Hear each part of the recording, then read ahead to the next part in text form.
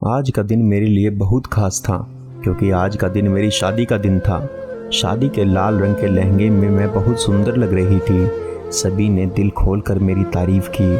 मैं अपनी शादी की ड्रेस में बैठी अपने जीवन साथी का इंतजार कर रही थी। मेरे दिल में हजारों सपने थे। हर लड़की की तरह मैंने भी एक रोमांटिक और खूबसूरत शादीशुदा ज़िंदगी का सपना देखा था। लेकिन मेरा यह सपना उस वक्त टूट गया जब मेरी शादी मेरे जीजा के साथ तय हो गई थी। ऐसा नहीं था कि वो उम्र में मुझसे बहुत बड़े हैं।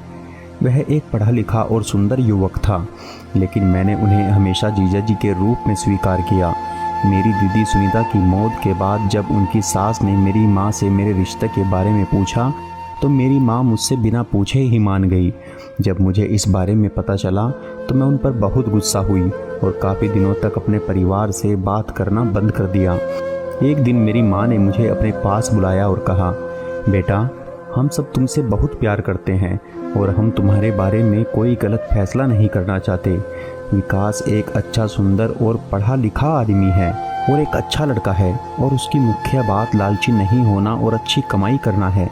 क्या तुम उससे सिर्फ इसलिए शादी करने से इनकार कर दोगी क्योंकि उसकी शादी को आपकी बहन से हुए 2 साल हो गए हैं?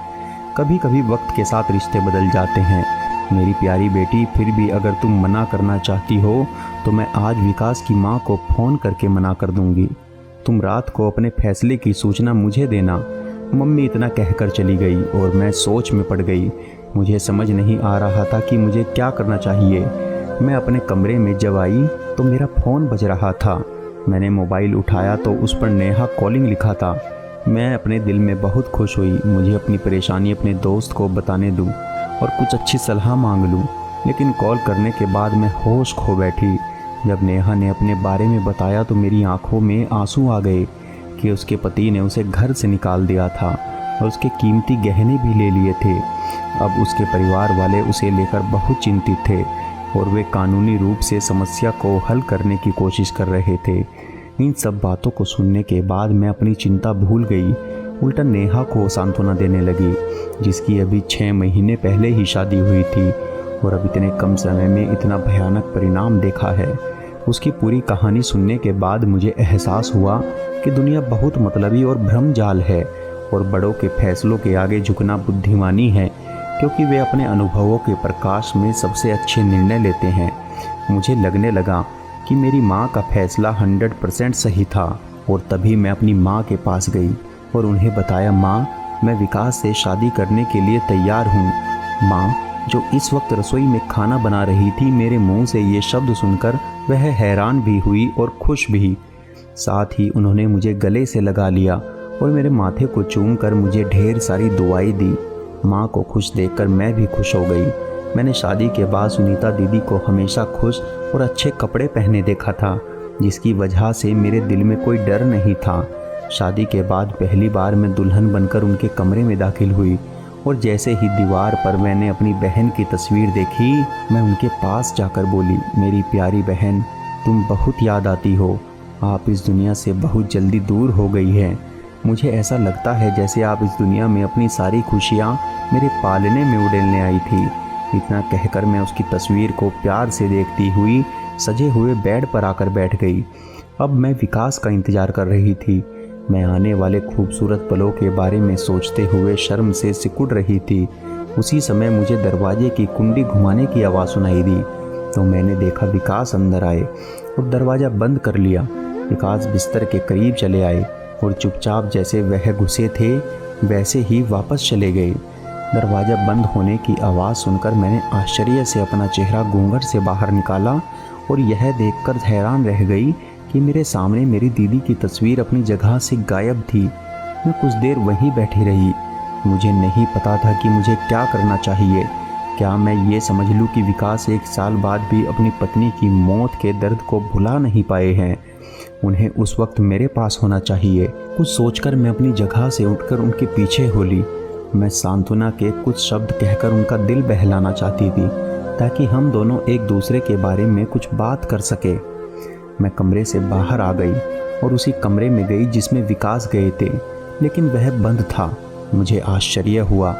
मैं अपने भारी भरकम कपड़ों से परेशान होने लगी थी। सुबह से रात तक आराम न मिलने के कारण मुझे नींद आने लगी थी, तो मैं अपने भारी कपड़े लेकर कमरे में लौट आई और कपड़े बदलकर सो गई। अगली सुबह जब मेरी आंख खुली तो विकास बिस्तर के किनारे बैठे थे और मेरी सास उससे नाश्ते के लिए कह रही थी। मुझे उठता देखकर विकास बोले, नए जीवन की नई सुबह मुबारक हो। विकास ने इतने प्यार से कहा कि मैं पिछली रात के खराब मूड को भूलकर मुस्कुरा दी। उसी समय मेरी नज़र सामने की दीवार पर लगी दीदी की तस्वीर पर पड़ी। दीदी की तस्वीर दोबारा अपनी जगह पर आ गई थी। फोटो देखकर मुझे ऐसा लगा जैसे वह हमें देखकर मुस्कुरा रही हो। मेरे भी होठों पर मुस्कान फैल गई। हमारे लिए नाश्ता आ चुका था तो मैं फ्रेश होने चली गई। विकास और मैंने अपने कमरे में बेहद खुशगवार माहौल में नाश्ता किया। नाश्ते के बाद विकास के कुछ दोस्त मिलने आए तो वह उनके साथ चला गया, जबकि मैं तैयार होने लगी। पूरा दिन मेहमानों से मिलने में बीत गया। आज मैं बहुत खुश थी। विकास का रवैया देखकर उम्मीद थी कि हम जल्दी ही करीब आ जाएंगे और एक दूसरे को समझ पाएंगे, लेकिन जब रात हुई और मैं उनका इंतज़ार करने लगी तो मैं बहुत निराश हो गई, क्योंकि कल रात की तरह विकास कमरे में आया और दीदी की फ़ोटो ली और दूसरे कमरे में चला गया। मैं बैठकर उन्हें उत्सुकता से देखने लगी। मुझे उन पर तरस भी आया, साथ ही मुझे दीदी की किस्मत से जलन भी हो रही थी, जिसे इतना प्यार करने वाला पति मिला कि उन्हें भुला ही नहीं पा रहा था। जब मैं कमरे से निकली और विकास के साथ दूसरे कमरे में गई तो उसने पहले ही कमरा बंद कर लिया था। मैं वहीं खड़ी हो गई थी और मुझे अंदर से विकास के कुछ कहने की आवाज़ें सुनाई दे रही थी। वो किसी से बात कर रहा था। मैं दरवाजे पर कान लगाकर सुनती रही, पर कोई भी शब्द समझ नहीं आया। तब मेरी सास मुझे आती हुई दिखाई दी। उसने पूछा, क्या हुआ, तुम यहाँ क्यों खड़ी हो? अब मैं उन्हें क्या बताती कि 2 दिन की दुल्हन अपने पति के पीछे भाग रही है, वह उससे जान छुड़ा कर भाग रहा है। मेरी शक्ल देखकर मेरी सास खुद ही समझ गई और बोली, कोई बात नहीं, कुछ दिनों की बात है, फिर सब ठीक हो जाएगा। मैं निराशा में अपने कमरे में वापस आ गई और दीदी और विकास के जीवन के बारे में सोचते हुए बिस्तर पर लेट गई। हम 2 बहनें थीं। सुनीता दीदी मुझसे 2 साल बड़ी थी। हमारे माता पिता ने हमें बहुत प्यार और स्नेह से पाला था। दीदी की पढ़ाई पूरी होने के बाद उनके लिए खूब रिश्ते आने लगे, लेकिन हमारे माता पिता इस मामले में किसी भी तरह की ज़बरदस्ती में विश्वास नहीं करते थे, इसलिए उन्होंने फैसला दीदी को सौंप दिया। मेरी माँ की सहेली के बेटे विकास का रिश्ता आया। माँ बहुत खुश हुई और उसकी खुशी देखकर दीदी भी मान गई और पापा ने भी विकास को बहुत पसंद किया था और विकास खुद सुनीता दीदी को एक समारोह में देखकर उसे पसंद करता था। मैंने उनकी शादी को खूब एंजॉय किया। इकलौती संतान होने के कारण मेरा विशेष महत्व था। शादी के बाद मैं अक्सर अपनी दीदी को अजीब सी उलझन में उलझा हुआ देखा करती, खासकर जब मैं उसके घर रहने आती थी तो वह रात में कई घंटे बाहर टहलती रहती थी। जब भी मैंने उससे कारण जानना चाहा, वह हंसती और टाल देती। बस यूं ही कमरे में दिल घबरा रहा था, इसलिए मैं बाहर आ गई थी। ये बात एक बार मैंने अपनी माँ से कही तो वो भी हंसी और बोली, पगली, नए घर में एडजस्ट होने में थोड़ा टाइम लगता है। जब भी दीदी हम लोगों से मिलने आती थी, वह बहुत सजी सवरी और खुश होती थी, इसलिए मैंने भी इस भ्रम को अपने दिल से निकाल दिया था।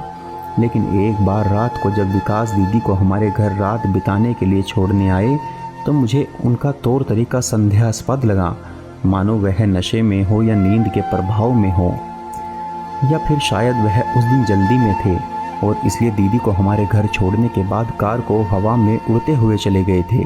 मैं दीदी से इस बारे में पूछना चाहती थी, लेकिन जब मैंने उनसे पूछने उनके कमरे में आई तो वह आंखें बंद किए आराम कर रही थी। मैंने उन्हें छेड़ना उचित नहीं समझा और वापस अपने कमरे में चली आई। अगली सुबह मैंने यह बात दीदी को बताई तो उन्होंने कहा, ऐसी कोई बात नहीं है, हमारी बस थोड़ी सी लड़ाई हुई थी, इसलिए वे अंदर नहीं आए। फिर 2 दिन बाद विकास बहुत ही उत्सुकता से दीदी को लेने आया और उनसे माफ़ी भी मांगी। दीदी का जीवन बहुत अच्छा चल रहा था, लेकिन अचानक कुछ महीनों के बाद वो हम सबको रोता हुआ छोड़कर चली गई। उनकी मौत की खबर हम सब पर बिजली गिरा गई थी। सास ने कहा था कि सुनीता को अचानक सीने में दर्द हुआ, जो शायद दिल का दौरा था, जिसके कारण वह बच नहीं पाई। इस सदमे से बाहर निकलना हमारे लिए मुश्किल था, लेकिन क्रूर समय जो हर गम पर मरहम लगा देता है। कुछ समय बीतने के बाद हम भी जीवन में अपने मामलों में लौट आए। मेरे माता पिता ने विकास से मेरी शादी इसलिए की ताकि मैं दीदी की तरह उसके साथ खुश रह सकूं, लेकिन उसकी रवैया मेरी समझ से परे था। दिन में तो ठीक रहते थे और रात में दूसरे कमरे में दीदी की फ़ोटो ले जाते और उससे बातें करते थे। मैं उनका दुख बांटना चाहती थी, लेकिन मुझे यह मौका अभी तक नहीं मिला था। मैं इन्हीं ख्यालों में सो गई। मैंने बहुत ही अजीब सा सपना देखा। मैंने देखा कि अंधेरे कमरे में दीदी की सिसकियाँ गूंज रही थी। मैं अंधेरे कमरे में अपने दोनों हाथों से दीदी को छूने की कोशिश में इधर उधर घूम रही थी, लेकिन मैं दीदी को छू नहीं पा रही थी। तुम मेरे सामने क्यों नहीं आ रही हो? मैंने थक कर कहा तो वह रो पड़ी। तुम मुझे तभी छू सकती हो अगर मुझे इंसाफ दिला दो। मेरी बहन, तू मुझे इंसाफ दिला सकती है? इससे पहले कि मैं दीदी की बात समझ पाती या उनसे कुछ पूछ पाती, मेरी आंखें खुल गई। कमरे में हर तरफ अंधेरा था। शायद लाइट चली गई थी। यह किसी खराबी के कारण बंद थी। मेरा पूरा शरीर पसीने से लथपथ था और मेरी सांसें जोर जोर से चल रही थी, लेकिन मुझे किसी बात की परवाह नहीं थी। मेरे दिमाग में सिर्फ दीदी की बातें गूंज रही थी। एक बात तो मैं आप लोगों को बताना ही भूल गई कि मेरी बहन बहुत धार्मिक थी। वो हर वक्त भगवान की पूजा उपासना में लगी रहती थी। कभी कभी तो मैंने रात में भी भगवान जी के सामने हाथ जोड़कर खड़े देखा था उसे। अगली सुबह विकास के बाहर जाने के बाद मैं बराबर वाले रूम में आ गई। मैं देखना चाहती थी कि वहाँ क्या है। कमरे में अंदर आई तो देखा कि इस कमरे में एक सोफ़ा सेट और एक अलमारी के अलावा कोई फर्नीचर नहीं था। मैंने अलमारी खोली तो देखा कि दवा के कुछ खाली रैपर थे। मैंने उठाया और उन्हें उल्टा कर दिया। ये शायद दीदी की दवाएं थी, क्योंकि मैंने अक्सर उन्हें उनके बैग में देखा था।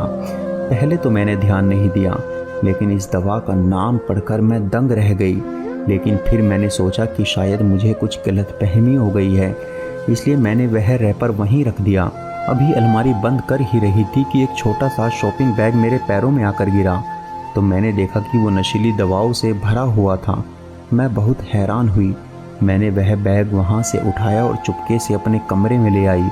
शाम हुई तो विकास बेचैन होकर घूमने लगा, जैसे उनका कोई कीमती सामान खो गया हो।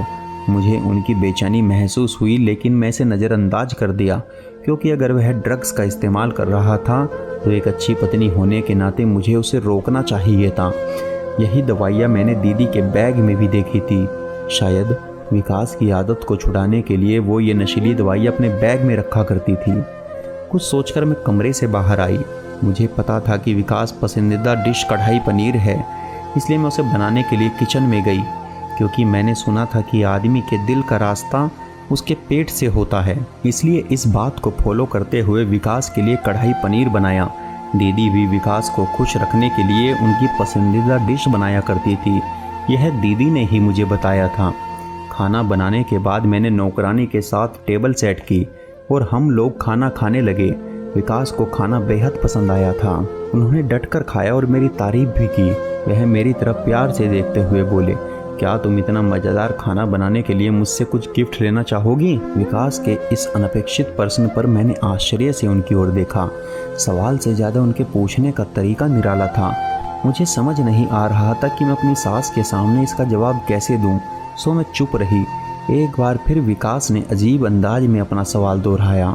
सास ने आनन फानन में मुझे किसी काम से किचन में भेज दिया। मैंने रसोई की खिड़की से देखा कि वह अपने बेटे को धीमी आवाज़ में कुछ कह रही थी। मुझे विकास का व्यवहार बहुत अजीब लगा। एक दिन मैंने अपनी सास से बात करने की हिम्मत जुटाई और उन्हें बताया कि तुम्हारा बेटा नशा करता है, तो आपने उस जैसे इंसान के साथ मेरा जीवन क्यों नष्ट किया? वह कहने लगी, ऐसी कोई बात नहीं है। तुम्हारी बहन और उसकी पत्नी की मौत के सदमे ने उसे झकझोर कर रख दिया है और उसने अपना दुख भुलाने के लिए यह सब किया है। मैं उसे समझाऊंगी। सास की बात सुनकर मैं ज़्यादा कुछ नहीं बोली और कमरे में आकर लेट गई। मैंने रात को फिर से सोने के लिए अपनी आंखें बंद की तो फिर से दीदी का रोता हुआ चेहरा दिखाई दिया। वह मुझसे न्याय मांग रही थी, लेकिन कैसा न्याय? अपने सपने में दीदी को इस तरह तड़पता देखकर मैं बहुत बेचैन हो गई थी। मेरे दिल में अजीबोगरीब ख्याल आने लगे कि मेरी दीदी की मौत एक्सीडेंटल थी या कुछ और। सास ने बताया था कि दीदी को दौरा पड़ा तो अस्पताल ले गई। उस समय कुछ भी पूछने का कोई अर्थ नहीं था और इसमें कोई संदेह नहीं था। लेकिन अब सपने में दीदी को इस तरह देखना एक असामान्य बात थी। मैंने अस्पताल की उस रिपोर्ट को खोजने के लिए अपने कमरे की तलाशी ली जिसमें दीदी की मौत का कारण बताया गया था, लेकिन कमरे में ऐसा कोई कागज़ नहीं मिला। सुबह विकास के काम पर जाते ही मैंने दूसरे रूम की सफाई के बहाने भी उस रूम को छान मारा, लेकिन वहाँ भी कुछ नहीं मिला। अब सिर्फ सास का कमरा बचा था और मुझे उम्मीद थी कि शायद यहाँ कुछ मिल जाए, और ऐसा ही हुआ। सास के कमरे में अस्पताल की एक रिपोर्ट मिली जिसमें दीदी की मौत का कारण हार्ट अटैक लिखा हुआ था। इसे अपनी आंखों से पढ़कर मन को संतोष हुआ और थोड़ी शर्म भी आई कि मैं अपने ही घर वालों पर शक कर रही थी। विकास के ऐसे ही धूप छाव वाले व्यवहार में दिन बीतते गए। एक रात मैंने देखा कि जब वह दूसरे कमरे में गए तो उसके हाथ में एक नहीं 2 फ्रेम थे। एक फ्रेम तो मैं पहचान गई थी, वह दीदी की तस्वीर वाला फ्रेम था, और दूसरा शायद नया बना था। लेकिन सस्पेंस यह था कि उस दूसरे फ्रेम में किसकी तस्वीर थी। अगली रात जब मैं सोने के लिए लेटी तो मैंने जानबूझकर अपनी आंखें बंद की और फिर सोने का नाटक किया। आज रात मैं निश्चित रूप से उस रहस्य को जान लेना चाहती थी जो मुझे अंदर से बेचैन कर रहा था। मैंने देखा कि हमेशा की तरह विकास कमरे में आया और हाथ में दीदी की तस्वीर लिए कुछ देर मुझे रुककर देखता रहा, जब तक उन्हें यकीन नहीं हो गया कि मैं सो रही हूँ। के बाद वे बाहर निकल गए। मैं आंखें खोलकर उनकी पीठ की ओर देखा और जैसे ही वे दूसरे कमरे में गए मैं भी उठकर बैठ गई।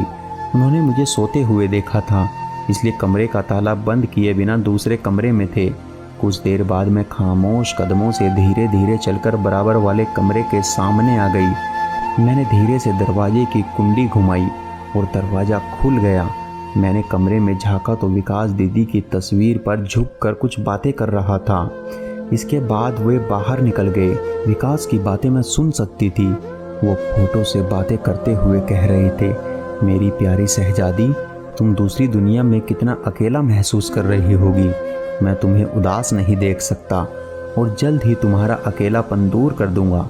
बस थोड़ा इंतज़ार करो। इतना कहकर विकास ने अपनी गोद से एक और तस्वीर उठाई और दीदी की तस्वीर के साथ लगा दी। दोनों तस्वीरों को आपस में मिलाकर वह कुछ और कह रहा था। मैंने वह तस्वीर नहीं देखी, लेकिन उसके दिल को छू लेने वाले शब्द सुनकर मेरे पैरों तले जमीन निकल गई।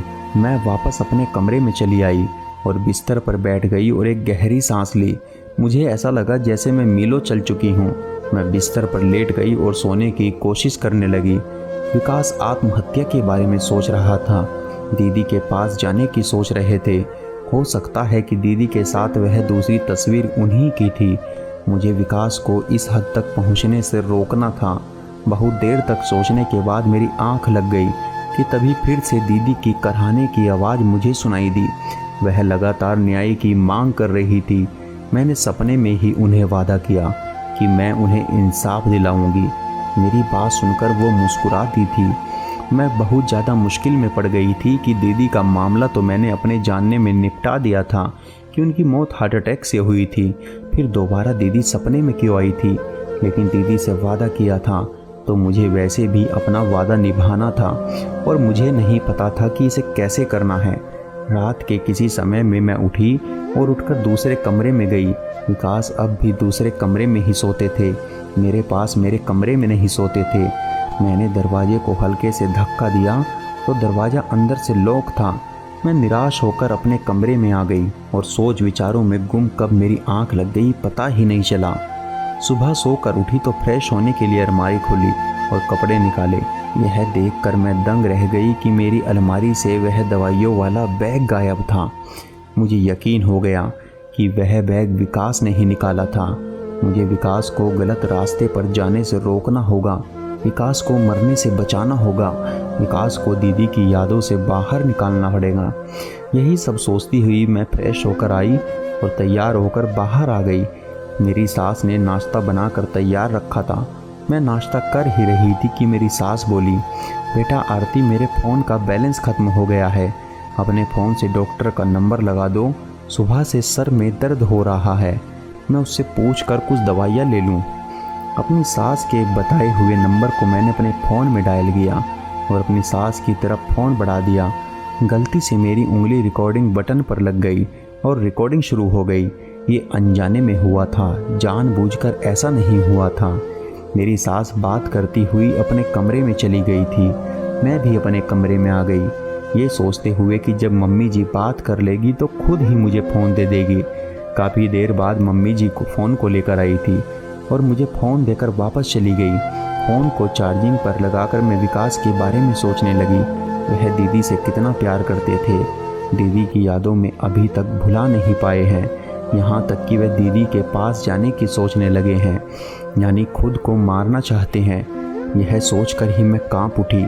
मेरा पूरा दिन इसी सोच विचार में निकल गया कि कैसे विकास के दिल से दीदी की यादों को निकालूं, कैसे विकास के दिल में अपनी मोहब्बत पैदा करूं, लेकिन कुछ भी समझ नहीं आ रहा था। यही सब कुछ सोचते सोचते शाम हो गई। शाम को विकास ऑफिस से घर आए तो उनके हाथ में एक पिज्ज़ा का डिब्बा भी था। विकास कमरे में आए और बोले, आरती, मैं ये पिज्ज़ा तुम्हारे लिए लाया हूँ, क्या तुम्हें पिज्ज़ा पसंद है? पिज्ज़ा मुझे बहुत पसंद था, मैंने खुश होते हुए कहा। हाँ विकास, मुझे पिज्ज़ा बहुत पसंद है। विकास के चेहरे पर एक अजीब सी मुस्कुराहट आ गई जिसे मैं समझ ना सकी। उसी मुस्कुराहट के साथ बोले, तो अच्छा, यह लो पिज्ज़ा खा लो। विकास ने मेरी तरफ जैसे ही पिज्ज़ा बढ़ाया था कि तभी बाहर से मेरी सास ने विकास को आवाज़ दी। विकास पिज्जे का डिब्बा देकर मुझे बोले, यह लो, जल्दी से खा लो, नहीं तो यह ठंडा हो जाएगा। यह कहकर विकास बाहर चले गए। मैंने सोचा क्यों ना अपना पसंदीदा सीरियल सुनते सुनते पिज्ज़ा खाया जाए। इसी इरादे से मैंने फ़ोन उठाया। जो एपिसोड मिस हो जाते थे मैं उनकी रिकॉर्डिंग कर लिया करती थी।